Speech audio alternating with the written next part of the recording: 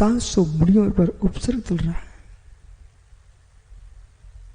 दीपक, कितना सुंदर काल था, नहीं सोचा है साधचंद जी ने कौन मेरे संग के साधु हैं।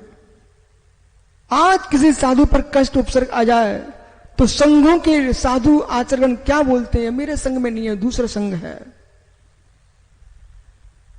श्रावण की पूर्णमासी को 700 नरियल चढ़ा देंगे, बोरे भर भर के रखवा देंगे, लेकिन मित्र सामने किसी मुनि पर उपसर्ग आ जाए, उसको दूर करना तो दूर है, बस चल जाए तो स्वयं उपसर्ग करने खड़े हो जाएंगे। इस समाज के 700 बोरे उतने काम के नहीं, नरियलों के जो हो चुके हैं उन पर तो बेटा तुम श्रीफल चढ़ा रहे हो, जो सामने जी रहे हैं उनको तुम रोटी देने को मना कर रहे हो। क्या बोला धर्म ये बेटा? बोला जीवन की अंतिम श्वास तक बेटा कहीं भी मुनिराज दिख जाए सबसे पहले आहार कराना उनकी, बाद में पूछना महाराज जी कौन से संघ के हो, बाद में पूछना भाई चर्या कैसी है, नहीं जमे तो मध्यस्थ हो जाना, लेकिन विनोद भोजन पहले करा देना, नहीं जमे तो फिर भाई अपना रास्ता देखो।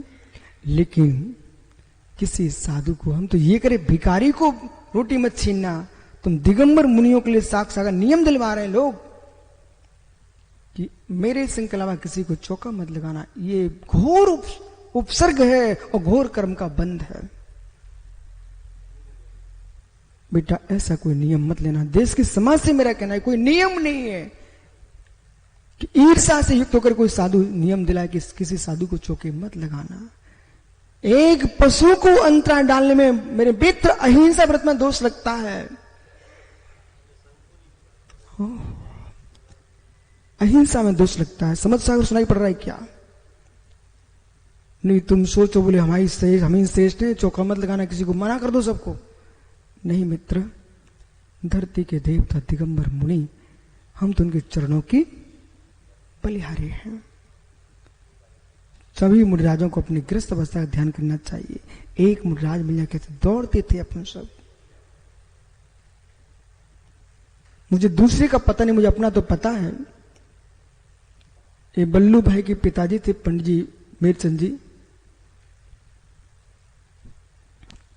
ऐसे मुनिराज आते थे जिनका स्वाद भी नहीं होता था, पंडित के स्वाद में बैठते, मैं भी बैठता था, लेकिन बड़ी भक्ति से आहार कराते थे। वो हम तो मात्र भिंड इतने इसलिए आते थे कि एक दिन महाराज के हाथ पर ग्रास रख के आयो, अभाग्य मेरा है। गांव से आता था माँ दीपक, आहार देने के लिए जाता था मात्र। आज से विराग साहब के पास भी मैं गया हूं ना, तो मात्र आहार देने के लिए गया था।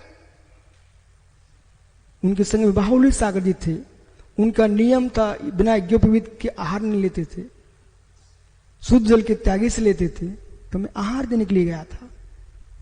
एक बाहुली सागर और थे सुमित सागर के, उनको भी आहार देने गया था।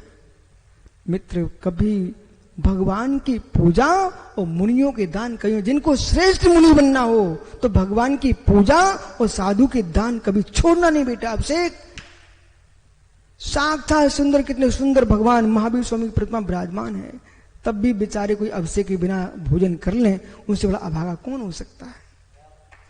भगवान का अभिषेक और बेटा मुनि को आहार पर गरा हाथ पर रखे बिना भोजन मत कर लेना। इस तरह काव्य में लिखा निशाचर, जो साधु को